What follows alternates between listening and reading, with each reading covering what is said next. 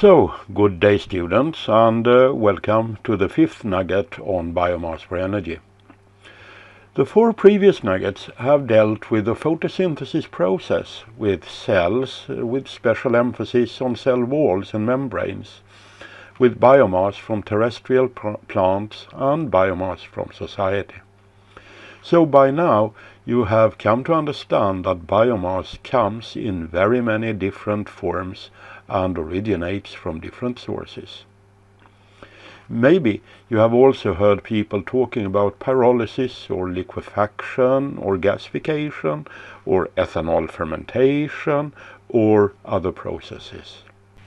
In most cases will the process options be limited by the biomass properties. So when you want to do an inventory in an area or a region, what you will want to do is to sort the biomass you find into groups.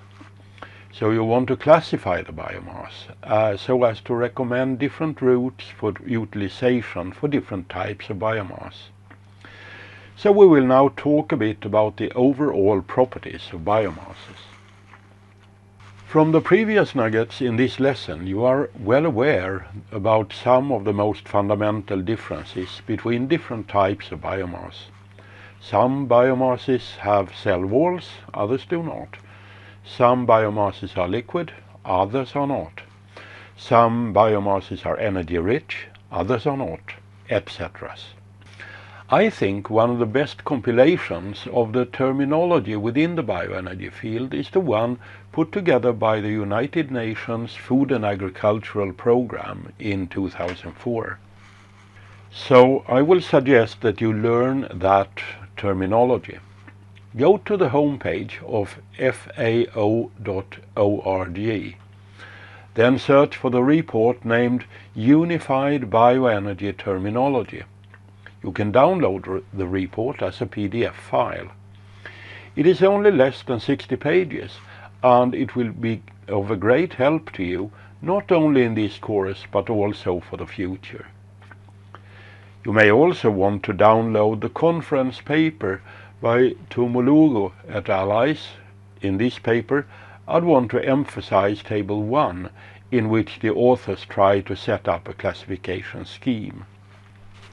What you will notice in both these publications is that marine biomass is not mentioned at all. But you may remember from the second nugget in this lesson that there is an international standard, ISO 17225-1, and this standard holds 5 categories of biomass. The drawback with this standard is that you have to buy it, while the terminology handbook from FAO is free.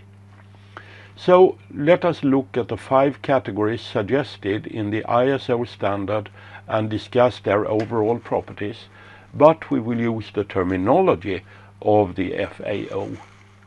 Woody and herbaceous biomass do both originate from terrestrial plants. Such plants must carry their own weight, and they are also subject to mechanical stress from weather and wind. So they must be strong, and they will have thick and rigid cell walls. Less so with lower plants as grasses as compared to high plants like trees. The lignin content necessary to provide the mechanical strength will yield a relatively high energy content. Talking about fruit biomass, we must first say that the fruits should be ripe. If they are not, there will be significant amounts of cell walls, as you remember from the second nugget in this lesson. A fruit is per definition a seed-bearing structure. So the fruit is edible, and the function is that the fruit is eaten by an animal, and the seeds are disposed of in the excrements at some other place. That way will the plant be spread. For the animal to eat the fruit, it has to be tasty and nourishing. So fruits will very often contain lots of easily digestible sugar to be tasty and to provide energy, such as grapes, or they may be oil and fat rich like olives. Plants and organisms living in water will have much less demands on mechanical strength than those living on land. However, for osmosis and to protect the cell interior, they do have cell walls, but part of the binding function of lignin is taken over by xylene. The cell wall is then less rigid and more easily biodegradable. Marine cells are often mineral rich, so they will have a relatively high ash content. The absence of strong lignin-based and cellulose-rich cell walls means that these two categories tend to lend themselves very well to biochemical treatment.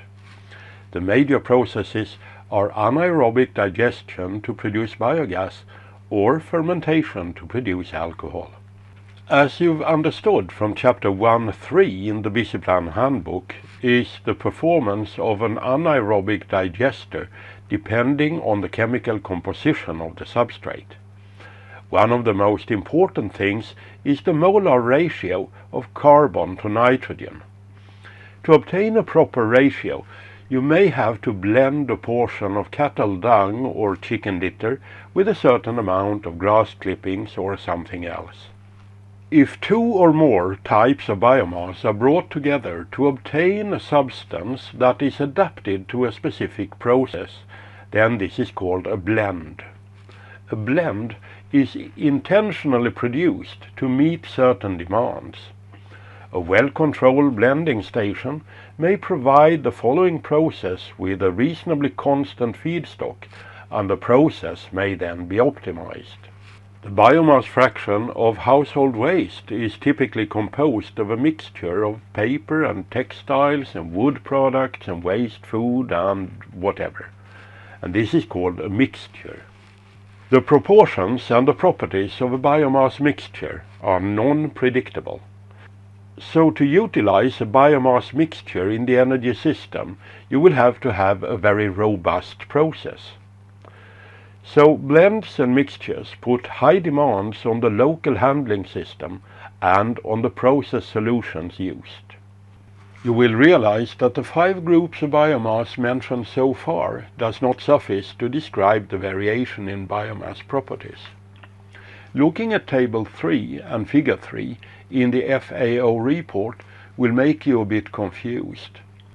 What is outlined in Figure 3 on page 12 is what will be treated in the next lesson in this course. But I want to show it to you so that you shall understand why the classification of biomass is a necessary first step in the planning of a biomass-based energy system. Now move forward to Table 5 in the FAO report. Biomass itself does not have to be solid. An industrial byproduct from, say, food processing industry may well be a sludge. Another type of sludge is the fiber sludge originating from pulp and paper industry. Another liquid biomass is vegetable oil residues. And gaseous biomass is what is produced in wastewater treatment plants or in landfills. So Table 5 outlines the overall connections between biomass, biomass origin, and physical state of the biomass as delivered to the end user. You will recognize that from the rest chains training material. If you do not remember how to find the rest chains material, then go back to the second introductory nugget to this course. The rest chains material is found from the basics page at the bioenergyprof.eu homepage. So the rest chains training matrix will also help you to understand the importance of a proper classification of the locally available biomass. And that is what you will work with in the homework.